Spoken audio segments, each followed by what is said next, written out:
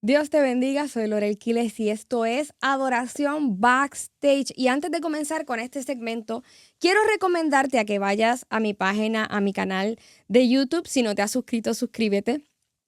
Comenta también en este mensaje, comparte este mensaje con otros, pero a la vez busca un mensaje que se titula Lo veo y lo oigo, pero no lo reconozco, porque allí estamos hablando de algo relacionado a lo que vamos a estar hablando hoy.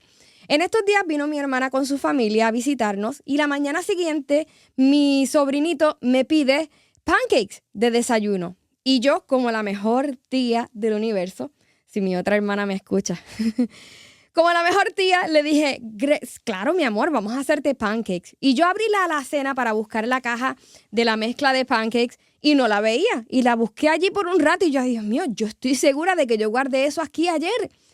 Y luego de un rato me di cuenta de que la caja de pancakes estaba justo delante de mí. En Puerto Rico hay una frase que dice, te comió la caja de pancakes, Lorel. Y sucede esto en nuestra vida, ¿verdad? Que muchas veces hay cosas delante de nosotros, bendiciones o aún en peligros delante de nosotros que no podemos advertir, que no podemos ver. Y yo quiero hablar de esto, amados hermanos, porque muchas veces le pedimos al Señor, Señor, yo quiero que tú abras mis ojos, yo quiero ver lo que está delante de mí. Pero muchas veces no se trata de que no tengamos visión, se trata de que hay cosas en nuestra vida que nos impiden ver. Nosotros tenemos ojos para ver, pero hay situaciones en nuestra vida que nos impiden ver. Y creo que en este tiempo hablar de esto es importante porque pedimos visión para nuestras finanzas, visión profesional, para el ministerio, visión, ¿verdad?, personal. Y creo que es importante que antes de nosotros decir, Señor, dame visión, ¿qué es lo que tú quieres que yo haga? Quizás debamos decirle hoy al Señor, Señor, ¿qué impide en mí? ¿Qué hay en mí que me impide ver lo que tú quieres que yo vea? Y una de estas situaciones que nos impiden ver claramente son los celos y la envidia. Y ¡pum! Estoy empezando con algo fuerte hoy. Pero un ejemplo clásico de esto es Saúl. Y es más común de lo que pensamos. A veces vemos a Saúl externo y ajeno a nosotros, pero lo que él vivió y las actitudes de él se parece a mucho de lo que nosotros vivimos muy comúnmente. Por ejemplo, Saúl tenía delante de sí a un siervo fiel llamado David. Sin embargo, sus celos y su envidia le impedían apreciarlo como tal, al punto de querer eliminarlo. Es impresionante, y esto lo hemos compartido antes, el hecho de que David lo amaba y arriesgaba su vida en favor de Saúl. David peleó contra Goliat cuando eso le tocaba a Saúl.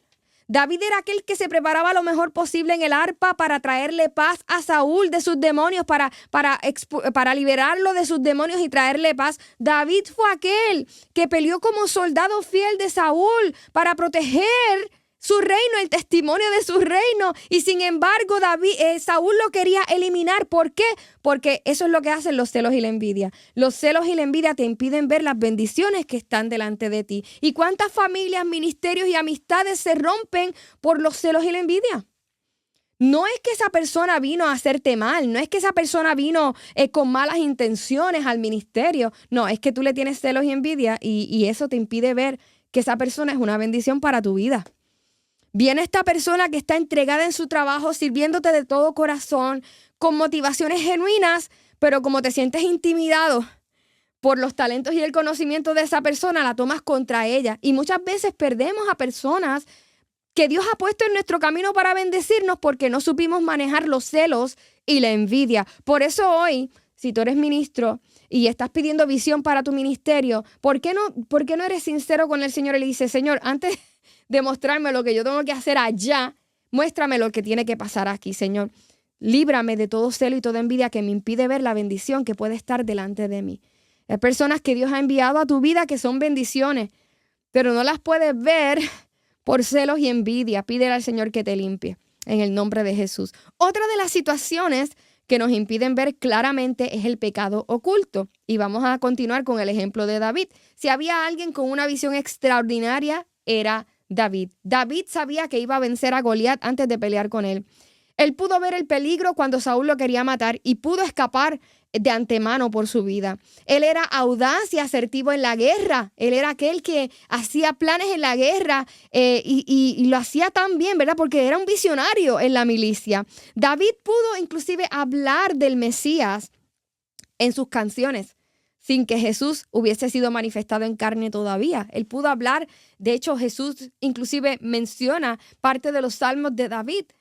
Uno de los salmos más importantes es mencionado por Jesús y Jesús no sabía, David no sabía quién era Jesús, pero lo mencionaba. ¿Por qué? Porque tenía esa visión espiritual y visión artística, visión en la milicia, era un visionario. Sin embargo, luego de haber cometido pecado, adulterio con Betsabé y de orquestar un plan para matar al esposo de ella, para ocultar el embarazo de Betsabé, David es enfrentado en su pecado y en un principio no lo puede ver.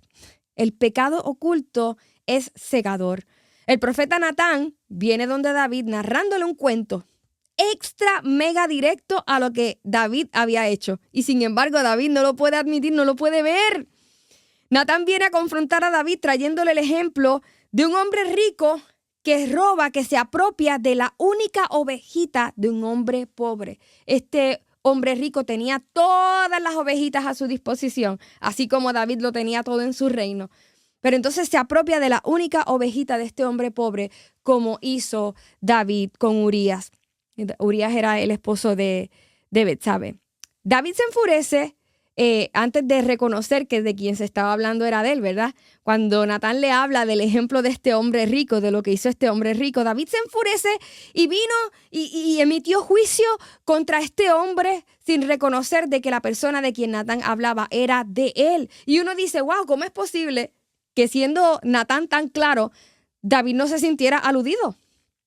Y yo les pregunto a ustedes, ¿cuántas veces sucede lo mismo con nosotros?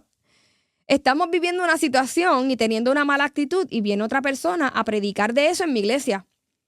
Yo estoy mintiendo y viene una persona a hablar de la mentira. Yo estoy en adulterio y viene una persona a hablar del adulterio y nosotros nos pasa por encima. No, Dios le está hablando al hermanito. ¿Cuántas quizás personas vienen a predicar a nuestras congregaciones hablando de la desintegración familiar y aún las familias de ministros están desintegradas, pero ellos no lo van a reconocer? No, porque ellos son los ministros. Y nos pasa todo por encima, nos sucede a nosotros. ¿Cuántas veces inclusive nosotros reprendemos a otras personas en su pecado, pecados que quizás nosotros estamos cometiendo? David profirió juicio contra ese otro hombre y él lo estaba viviendo. ¿Por qué? Porque es más fácil a veces reconocer, examinar. Somos expertos en el pecado y en el juicio de otro, pero cuando se trata del de nosotros no lo podemos ver. Y eso sucedía con David. Cuando Natán le viene a hablar de aquel hombre rico, David, chacho, el justo, súper íntegro, pero cuando se trataba del pecado de él, no lo podía ver. Y así sucede con nosotros. Cuando lo más importante es que cuando David reconoce, se arrepiente. Miren lo que él dice. Miren lo que él dice. ¿Quién podrá entender sus propios errores? Líbrame de los que me son ocultos. Preserva también a tu siervo de las soberbias, que no se enseñoreen de mí. Entonces seré íntegro y estaré limpio de gran rebelión.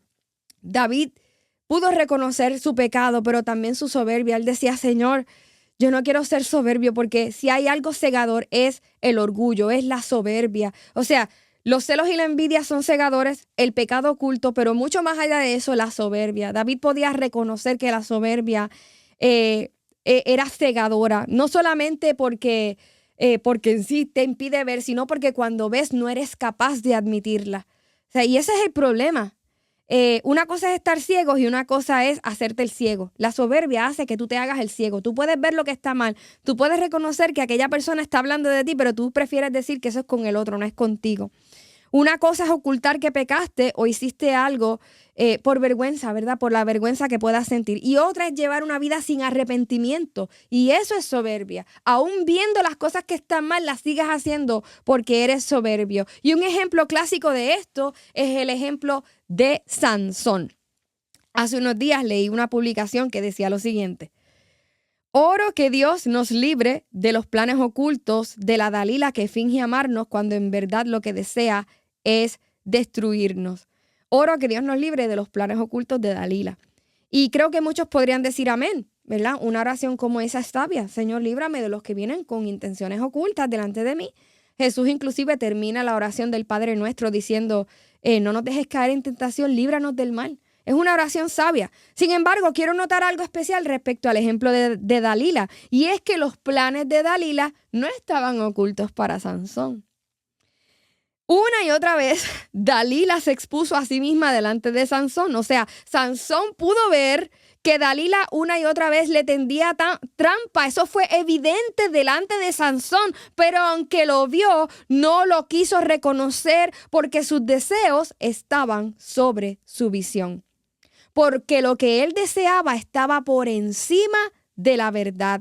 Y no es eso lo que está sucediendo hoy día en esta sociedad. Vivimos en una sociedad que prefiere negar la verdad a fin de satisfacer sus propios deseos.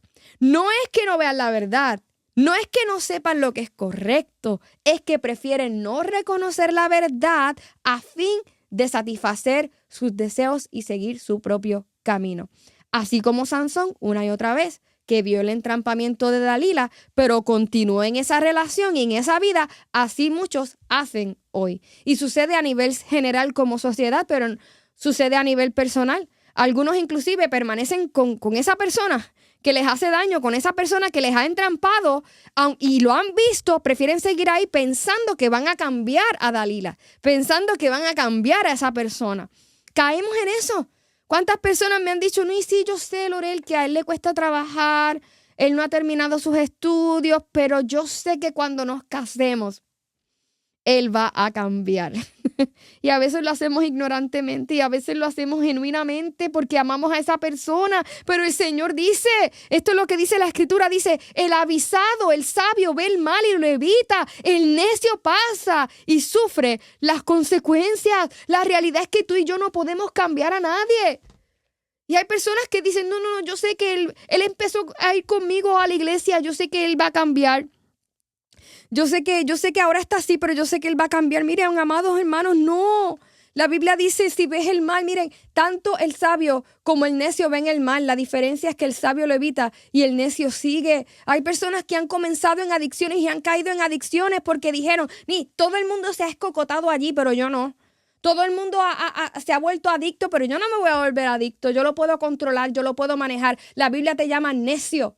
El necio es un soberbio que ve el mal, lo puede ver, pero piensa que a él no le va a pasar nada. Y el Señor dice, no vivas así. David dijo, Señor, no me permitas vivir así, que la soberbia no se enseñoree de mí.